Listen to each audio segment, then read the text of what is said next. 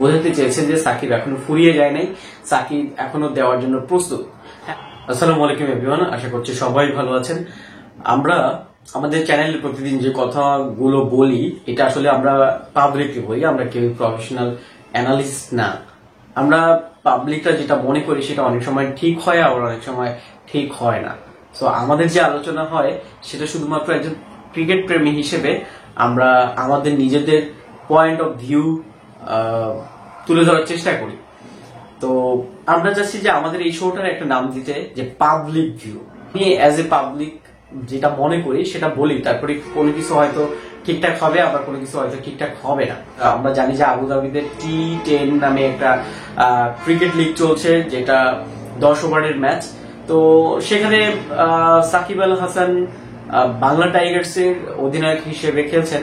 একটা বিষয় আমরা আসলে ভুলে যাই নাই, যে বিষয়টা হচ্ছে সাকিবের অধ্যত্ত আচরণ।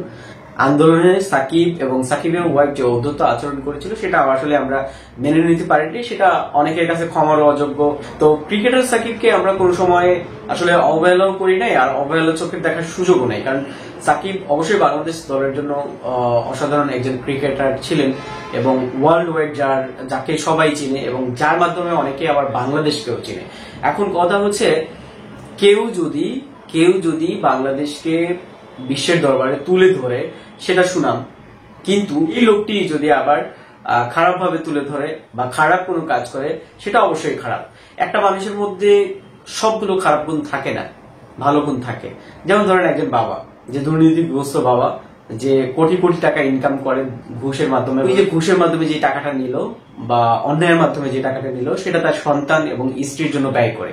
তো তার সন্তান এবং স্ত্রীর কাছে সে হচ্ছে একজন দাতা বা ভালো লোক, বা তাদেরকে সে হেল্প করছে, তাদের জন্য করছে, তাদের জন্য সে ফাইট করছে, তাদের কাছে তো নিঃসন্দেহে একজন গ্রেট বাবা হবেন। কিন্তু যাদের থেকে মেরে নিচ্ছেন তাদের কাছে তো ভালো না।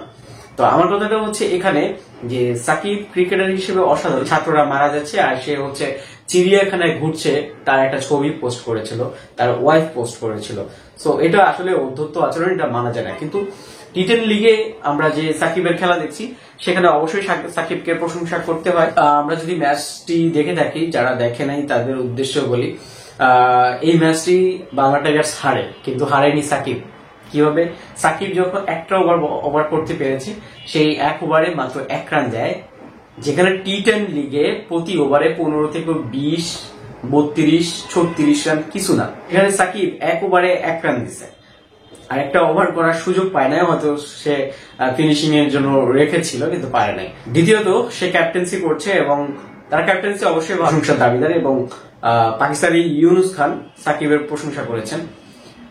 আর ব্যাটিং কে নেমে সাকিব আসলে তার পুরনো রূপে ফিরে গেছে বলতে গেলে। IPL এ একবার সাকিব 52 রান করেছিল, এবং আজকে যে সাকিবকে আমরা দেখলাম সেটা অনায়াসে যে 6 মারা, ম্যাক্সওয়েল শট খেলে 4 মারা, এই জিনিসগুলো আসলে নতুন করে সাকিবকে আমাদের সামনে তুলে ধরেছেন। বোঝাতে চেয়েছেন যে সাকিব এখনো ফুরিয়ে যায় নাই, সাকিব এখনো দেওয়ার জন্য প্রস্তুত।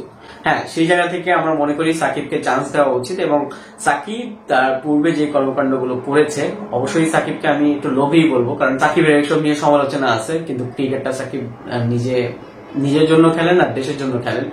দেশ কিন্তু উপকৃত হয়েছে এবং দেশের জন্য ভালো কিছু করতে পারছে, সেখান থেকে কৃতজ্ঞতা বোধ আমাদের আছে।